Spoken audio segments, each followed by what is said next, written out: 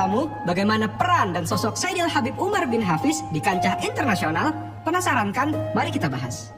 Beliau adalah Sayyidil Habib Umar bin Muhammad bin Salim bin Hafiz, lahir di kota Tarim pada hari Senin 4 Muharram 1383 Hijriah. Beliau tumbuh dari didikan ayah dan ibundanya. Di usia 9 tahun, beliau menyaksikan ayahandanya hilang diculik saat beliau dan ayahandanya hendak melaksanakan sholat Jumat. Dari sinilah tekad kuat Sayyidil Habib Umar bermula.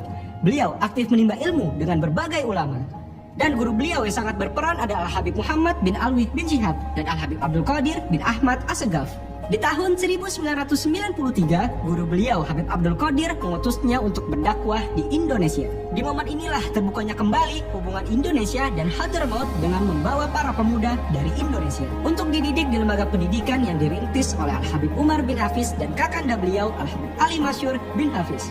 Yang hingga sekarang lembaga pendidikan tersebut sangat dikenal di kancah internasional. Lembaga pendidikan tersebut bernama Darul Mustafa. Darul Mustafa telah mencetak puluhan ribu lulusan dari berbagai negara di seluruh dunia. Termasuk banyaknya murid beliau di Indonesia yang kini berperan mengajarkan Islam Ahlus Sunnah wal Jamaah dan Thariqah Alawiyah. Lalu seperti apa background keilmuan Sayyidil Habib Umar bin Hafiz hingga beliau menjadi rujukan para pencari ilmu di zaman sekarang? Karakter dan keilmuan beliau diraih tidaklah secara instan. Berbagai perjuangan dan tantangan beliau hadapi dengan keteguhan dan kesabaran yang kuat. Dalam kekokohan ilmu beliau mencakup berbagai cabang ilmu pengetahuan dalam Islam, seperti ilmu tafsir, ilmu hadis, ilmu fikih, dan ilmu tazkiyah.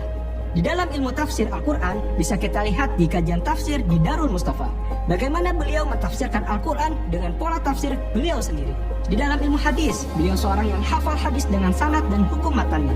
Tak hanya tafsir dan hadis, dalam aspek ilmu fikih, semenjak wafatnya kakak beliau, Habib Ali Al-Masyur, Sayyidil Habib Umar menggantikan kakaknya sebagai mufti Tarim. Beliau aktif mengajar kitab Al-Wasit, karya Imam Al-Ghazali di Baitul Faqih. Dan semua kalangan mengetahui pengetahuan beliau tentang Al-Mazahibul Arba'ah, atau 4 mazhab yang selama ini kita ketahui. Sedangkan di dalam ilmu batin, ulama-ulama telah mengakui keluasan ilmu beliau. Dan beliau menguasai seluk-beluk ilmu tazkiyah. Ini sangatlah nampak dan bisa kita jumpai dalam karya tulis beliau di dalam ilmu tazkiyah. Tak hanya batiniahnya saja yang luar biasa, bahkan pada zohir yang bisa kita lihat menggambarkan sosok beliau. Dari cara duduknya, cara bicaranya, cara jalannya, cara tidurnya, dan cara segala-galanya itu sesuai dengan apa yang dilakukan oleh Rasulullah SAW. Sudah tahu kan bagaimana sosok Sayyidil Habib Umar bin Hafiz? Lalu bagaimana peran Habib Umar bin Hafiz di kancah internasional? Di tahun 2005, Sayyidil Habib Umar ikut serta dalam penandatangan The Aman Message atau Risalah Aman, sebuah dokumen internasional yang berpengaruh dalam perdamaian dunia.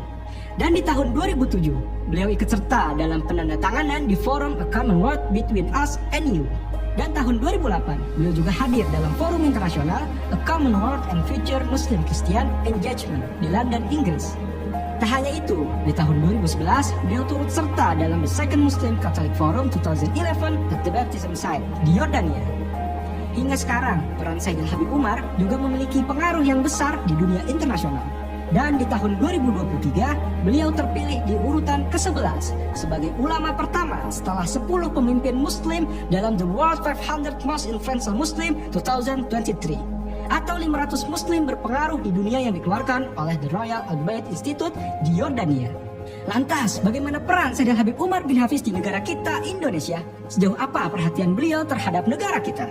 Di tahun 2007, Sayyidil Habib Umar membentuk sebuah forum ulama yang bernama Majelis Al-Muwasalah. Tujuan utama dari majelis tersebut adalah menyatukan para ulama dalam menyampaikan amar ma'ruf nahi munkar agar mereka punya kesatuan kata dan visi dan tidak menjadikan dakwah Islamiyah sebagai alat politik, tujuan duniawi atau hal serupa itu, murni hanya untuk melanjutkan risalah para nabi sallallahu alaihi ajma'in.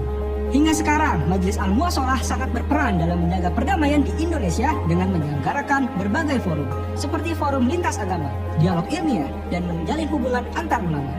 Tak hanya itu, Sayyidil Habib Umar sangat perhatian dengan dakwah di media. Hingga di tahun 2014, Sayyidil Habib Umar meresmikan sebuah saluran televisi yang bernama Nabawi TV. Pada saat itu, di momentum Tabligh Akbar Majelis Rasulullah SAW di Silang Monas, Jakarta.